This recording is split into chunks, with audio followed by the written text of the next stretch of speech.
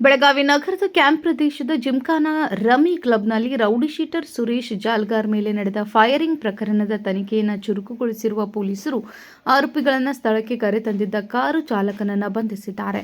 Firing ನಡೆಸಿದ ಆರೋಪಿಗಳಿಗೆ ಸಹಕಾರ ನೀಡಿದ ಆರೋಪದ ಅಡಿ ಬಂಧಿತನನ್ನು ವಶಕ್ಕೆ ಪಡೆದು ವಿಚಾರಣೆ ನಡೆಸಿದ ಪೊಲೀಸರು ಬಳಿಕ ಬೆಳಗಾವಿಯ ಬಿಮ್ಸ್ ಆಸ್ಪತ್ರೆಗೆ ಕರೆದೊಯ್ದು ವೈದ್ಯಕೀಯ ತಪಾಸಣೆ ನಡೆಸಿದರು.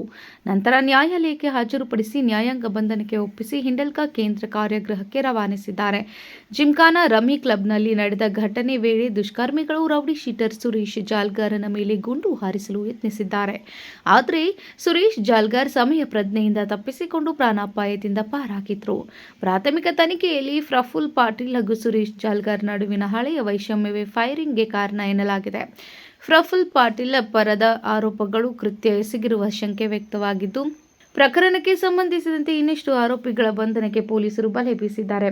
ಕ್ಯಾಂಪ್ ಪೊಲೀಸ್ ಠಾಣೆಯಲ್ಲಿ ಪ್ರಕರಣ ದಾಖಲಾಗಿದ್ದು, ಫೈರಿಂಗ್ ಸಂಚು ಹಾಗೂ ಕೃತ್ಯದಲ್ಲಿ ಭಾಗಿಯಾಗಿರುವವರ ಪಾತ್ರದ ಕುರಿತು ತನಿಖೆ ಮುಂದುವರೆದಿದೆ. ವಿನೋದ್ ಕುಲ್ಕರ್, ಕೆಎಂಎಂ news, Belagavi.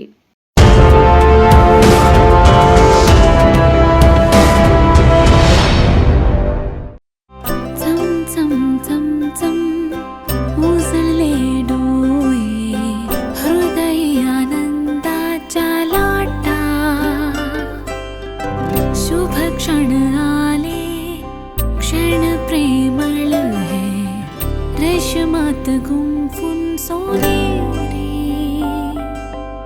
BS Channabasappa and Sons, The Textile Mall, Tilakwadi, Belagavi.